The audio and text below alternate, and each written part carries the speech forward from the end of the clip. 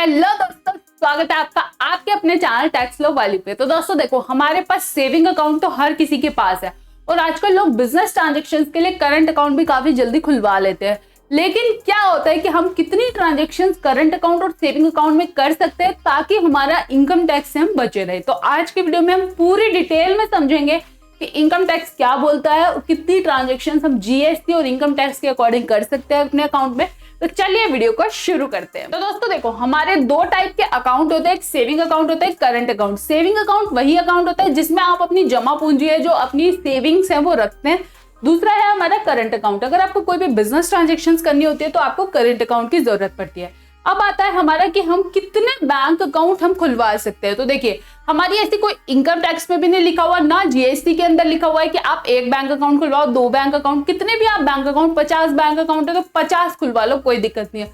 लेकिन आपको क्या देखना होता है कि आपके जो बैंक अकाउंट खुलवाते हो तो एटीएम के चार्जेस हैं वो डिडक्ट होते हैं। फिर आपके जो चार्जेस हैं, आपको बैंक एक एसएमएस भेजता है जब आप एक ट्रांजैक्शन करते हो, तो ट्रांजैक्शन के जो चार्ज होते हैं उसका भी चार्जेस का आपको ध्यान रखना है। सपोज आपके पास 5 बैंक अकाउंट है, 5 के 5 में सेम काम हो रहा है, आप अगर डेबिट कार्ड के लिए मना भी करोगे ना तब भी बैंक भेज देता है और आपके चार्जेस डिडक्ट कर लेता है। तो काफी सारे है। और मिनिमम बैलेंस, आजकल एक और चीज स्टार्ट हो गई है कि आपको मिनिमम बैलेंस मेंटेन करना पड़ेगा। कुछ बैंक 5,000 रखते हैं, कुछ 10,000, कुछ आपका 2,000, कुछ 1,000, ऐसे मेंटेन करने को बोलते हैं। अगर आप बहुत सारे बैंक अकाउंट रहोगे तो उसमें भी आप फंसोगे।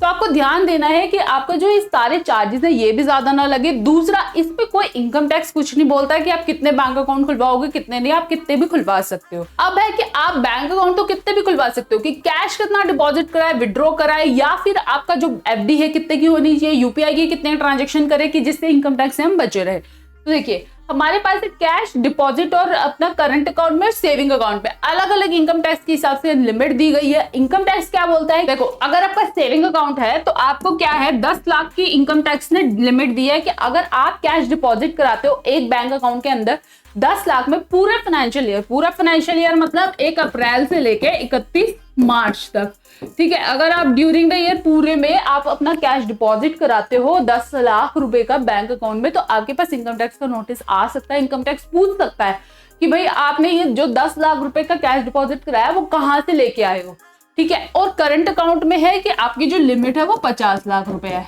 अभी मैं आपको पूरी कहानी बताने वाली हूँ कि क्या सच में इनकम टैक्स का नोटिस आता भी है या लोग ऐसे ही बोलते रहते हैं कि इनकम टैक्स का नोटिस आएगा और आज तक तो किसी के पास आया नहीं है। तो देखो, पूरी कहानी मैं बताऊंगी आपको, रियल में भी दिखाऊंगी कि इनकम टैक्स का नोटिस आया हुआ है काफी सारे लोगों के पास। अब देखो, दूसरा आप बोलोगे कि चलो मैं, आप कह रहे हो 10 लाख रुपए है तो मैं 10 लाख पूरे फाइनेंशियल ईयर है ना, तो एक साल में मैं 10 लाख नहीं कराऊंगा, मैं तो एक बार में ना 3 लाख रुपए डिपॉजिट करा देता हूँ, मैं तो बच गया इनकम टैक्स से, मुझे पता ही नहीं चलेगा। 3 करके मैं काफी सारी बार ना अपना 5 बार डिपॉजिट करा दे, 15 लाख करा दिया तो कैसे पता चलेगा।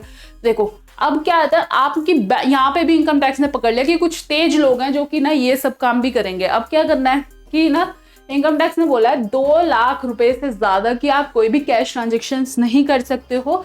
अगर आपने 2 लाख से ज्यादा की कैश ट्रांजेक्शन करी तो भी आपको स्क्रूटनी में लिया जा सकता है, आपके पास नोटिस आ सकता है कि भाई आप इतनी कैश ट्रांजेक्शन क्यों कर रहे हो, ठीक है। दूसरा क्या है कि अगर अब कुछ लोग कहेंगे 2 लाख है ना लिमिट, चलो 1 लाख के करा देंगे, 1 लाख 10 बार करा दिए तो क्या होगा। तो देखो, बैंक को क्या होता है, अगर किसी भी कस्टमर ने अपने सेविंग अकाउंट या करंट अकाउंट में, सेविंग अकाउंट की जो लिमिट है 10 लाख है, अगर 10 लाख से पूरा कैश ज्यादा डिपॉजिट कराया एक फाइनेंशियल ईयर में, तो बैंक क्या करता है, अपना इनकम टैक्स को रिपोर्ट करता है कि भाई ये जो ट्रांजेक्शन है ज्यादा की हुई है। तो इनकम टैक्स डिपार्टमेंट भी चेक करता है कि कुछ गड़बड़ तो नहीं है, ये बंदा पैसे कहाँ से लाया, इसकी तो कोई आईटीआर में भी नहीं दिख रहा, ना आईटीआर ये फाइल करता है, तो वहां पे आप फंस सकते हो। दूसरा है, अब आगे हमारी डिपॉजिट की बात, फिर है हमारी कैश विड्रॉल की बात। कैश विड्रॉल में क्या है, सेम लिमिट है, 10 लाख से ज्यादा का कैश और अपना 50 लाख से करंट अकाउंट में ज्यादा का कैश अगर आप विड्रॉ करते हो तो भी आपको आईटी नोटिस आ सकता है। लेकिन यहाँ पे 2 केस और बनते हैं। सबसे पहला केस है कि अगर आप आईटीआर फाइल कर रहे हो, आपने 3 साल, लास्ट 3 इयर्स की आईटीआर देखी जाती है, हर चीज में लास्ट 3 इयर्स की आईटीआर देखी जाती है, चाहे लोन लेने जाओ, वीजा एप्लीकेशन कहीं भी जाओगे, 3 साल की आईटीआर देखी जाती है। अगर आप फाइल कर रहे हो तो अगर आपने 1 करोड़ से ज्यादा का कैश अगर आप विड्रॉ कर रहे हो तो आपको 2% का ना टीडीएस डिडक्ट होके आपको पेमेंट होती है, ठीक है। यहीं पे हमारा दूसरा केस क्या है, अगर आप आईटीआर भी फाइल नहीं करते, आप कहते हो मुझे कोई मतलब नहीं आईटीआर से, मैं तो कैश में लेन देन होता है, मेरा कोई फायदा नहीं है, मैं तो नहीं करूंगा, ठीक है। तो उसमें क्या है कि यहाँ पे 20 लाख रुपए तक का अगर आप कैश विड्रॉ करते हो तो आपका 2% यहाँ पे TDS डिडक्ट होगा। तो अगर आप 1 करोड़ तक का अपना फंड विड्रॉ करते हो, कैश विड्रॉ करते हो, तो आपको 5% का TDS बैंक काट के देगा। ठीक है। अब आप कहोगे कि चलो कोई नहीं, TDS पे कर देंगे, क्या हो गया।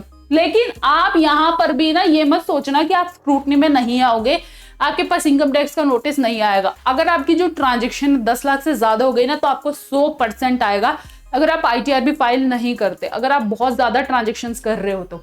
ठीक है। दूसरा है, अब आप कुछ लोगों के दिमाग में आएगा क्या ये 10 लाख में आपकी जो इंटरनेट बैंकिंग से ट्रांजेक्शन करते हो, क्या आप ये NEFT है, किसी को RTGS करते हो, क्या ये भी इंक्लूडेड है या फिर एक्सक्लूडेड है। तो देखो अभी तक बैंक में क्या आया है कि जो हाई वैल्यू ट्रांजेक्शन्स जो इनकम टैक्स के हिसाब से है वो कैश विड्रॉ और डिपॉजिट ही माना गया है। ठीक है। अगर वो 10 लाख रुपए तक है तो वो आपका रिकॉर्ड होता है। दूसरा क्या है, आजकल ना अपनी AIS फॉर्म आ गया था, अपना इनकम टैक्स में ना AIS स्टेटमेंट होती है। AIS में ना वैसे सारी रिकॉर्डिंग होती है, आप कुछ भी ट्रांजेक्शन्स करोगे ना, अब इनकम टैक्स को बोलने से कोई नहीं रोक सकता। इनकम टैक्स को सब पता होगा कि आपने क्या ट्रांजेक्शन्स किए, चाहे आपके सेविंग अकाउंट में जो इंटरेस्ट आ रहा होगा वो भी पता होगा।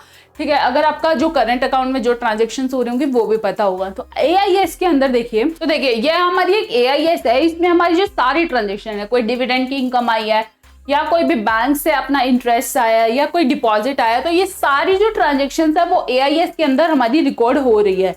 अब आप कहेंगे कि चलो ठीक है ये भी पता चल गया। ठीक है। अब मैं आपको दिखाती हूँ कि हमारे पास काफी लोगों के पास ना नोटिस आया हुआ है। ये मत सोचना कि ये तो बोलने की बात है, कौन नोटिस भेज रहा है, इनकम टैक्स वाले खाली बैठे हैं क्या, नहीं ऐसा नहीं है। देखिए पहला ये मैसेज आया था, हमारे एक क्लाइंट के पास आया था, काफी पुराना हो गया लेकिन आया था। उसमें क्या बोला गया था कि आपने जो रिपोर्ट किया ना ट्रांजेक्शन्स, हाई वैल्यू ट्रांजेक्शन्स आपने रिपोर्ट नहीं की है, अपनी इनकम टैक्स रिटर्न को आप रिवाइज करो और दोबारा से सबमिट करो। ठीक है। दूसरा क्या है, एक ये पर्सन है, इनने क्या किया था, कैश डिपॉजिट करा दिया था और काफी ज्यादा 50 लाख रुपए तक का कैश डिपॉजिट करा दिया था, जिससे क्या इनके पास भी नोटिस आया। और ये तो ITR भी फाइल नहीं करते थे, इन्होंने सोचा कि क्या ITR फाइल करनी है। जो कच्चे में जैसे डील करते हैं ना जो लोग, वो सोचते हैं कि क्या ITR वाईटीआर में रखा है, छोड़ो ना। तो इसलिए ना क्या होता है कि इनके पास नोटिस आ गया कि आपने जो ये ट्रांजेक्शन किया है कहाँ से लाए हो ये पैसा, इसलिए अपनी जो ट्रांजेक्शन है ना काफी देख भान के किया करो। ठीक है। अब दूसरे लोग कहेंगे कि ऐसे थोड़ी ना होता है कि सबको इनकम टैक्स नोटिस भेज देगा। तो कब आता है इनकम टैक्स का नोटिस, तो देखो इनकम टैक्स का नोटिस है वो कब आएगा, ITR अगर आप फाइल करते हो और ITR आप नहीं फाइल करते हो, दो केसेस बनते हैं। ITR अगर आप फाइल करते हो और आपने अपना 10 लाख रुपए तक का कैश डिपॉजिट कराया, कोई दिक्कत नहीं होगी आपको। आप क्या कर सकते हो कि आप उसमें ITR में अपनी दिखा सकते हो कि आपको जो भी फंड जहां से भी रिसीव हुआ है वो अपनी ITR में डाल देना, कोई दिक्कत नहीं है। अगर आपके पास जस्टिफिकेशन है कि ये जो फंड है 10 लाख रुपए का वो कहां से आया है तो कोई दिक्कत नहीं है। और ये मत सोचना सिर्फ 10 लाख, अगर आप उससे भी कम करते हो ना तो भी आप फंस सकते हो। आजकल AIS में हर इनकम रिपोर्ट होती है। देखो दूसरा केस क्या है कि अगर आप ITR फाइल नहीं करते हो तो इस केस में क्या होगा कि आपके पास इनकम टैक्स का नोटिस आएगा ही आएगा अगर आपके पास ट्रांजेक्शन की डिटेल नहीं है। दूसरा, अगर आप डिटेल दे भी दोगे ना तो कहेंगे भाई ITR क्यों नहीं फाइल कर रहे, अपनी ITR में दिखाओ और फटाफट से इसको रिपोर्ट करो, तभी हम मानेंगे कि हाँ ठीक हो तुम सही आदमी हो। अब एक चीज आती है, जब आपको इनकम टैक्स रिटर्न फाइल करनी कंपल्सरी हो जाती है, कब हो जाती है, जब आपके सेविंग अकाउंट में जो कैश रखा है वो आपका 50 लाख से ऊपर का डिपॉजिट करा दिया आपने अमाउंट, ठीक है, और आपके करंट अकाउंट में आपने 1 CR से ज्यादा का अगर आपने कैश डिपॉजिट करा दिया है तो आपको इनकम टैक्स रिपोर्ट करना जरूरी है, रिटर्न को फाइल करना जरूरी है। ठीक है। ये सारी कहानी थी दोस्तों इनकम टैक्स की और नोटिस की और बैंक अकाउंट के, आप कितने बैंक अकाउंट मेंटेन कर सकते हो तो अपने हिसाब से मेंटेन करना। देखो 3 बैंक अकाउंट सजेस्ट किए जाते हैं कि आप कर सकते हो सब। एक है पहला पब्लिक सेक्टर बैंक में कर लो, प्राइवेट सेक्टर में कर लो। दूसरा है आजकल स्मॉल फाइनेंस बैंक ना काफी अच्छी FD रेट पे इंटरेस्ट दे देते हैं तो आप उसमें भी मेंटेन कर सकते हो। नहीं तो 2 तो रखो ही रखो। पहला अकाउंट किस लिए होगा कि आपका अगर कोई दूसरे अकाउंट में कभी भी कोई टेक्निकल एरर है, कोई ग्लिच आ गया तो आप दूसरे से अपनी पेमेंट्स कर सकते हो। तो इसलिए 2 अकाउंट रख लो, नहीं तो ज्यादा से ज्यादा 3 अकाउंट रखो, जिससे आपको चार्जेस भी ज्यादा ना बियर करने पड़े और आपकी ट्रांजैक्शन भी स्मूथली होती रहे। और अगर आपको वीडियो अच्छी लगे और यूजफुल लगे तो अपने दोस्तों के साथ जरूर शेयर करना और वीडियो को लाइक जरूर करना, चैनल को जो सब्सक्राइब कर देना ऐसी इन्फॉर्मेशन सबसे पहले पाने के लिए। दूसरा, व्हाट्सएप ग्रुप और टेलीग्राम ग्रुप का लिंक डिस्क्रिप्शन में डाल दिया, फटाफट से जाके ज्वाइन कर लो। और तब तक के लिए मिलते हैं अगले वीडियो में। Bye bye, take care.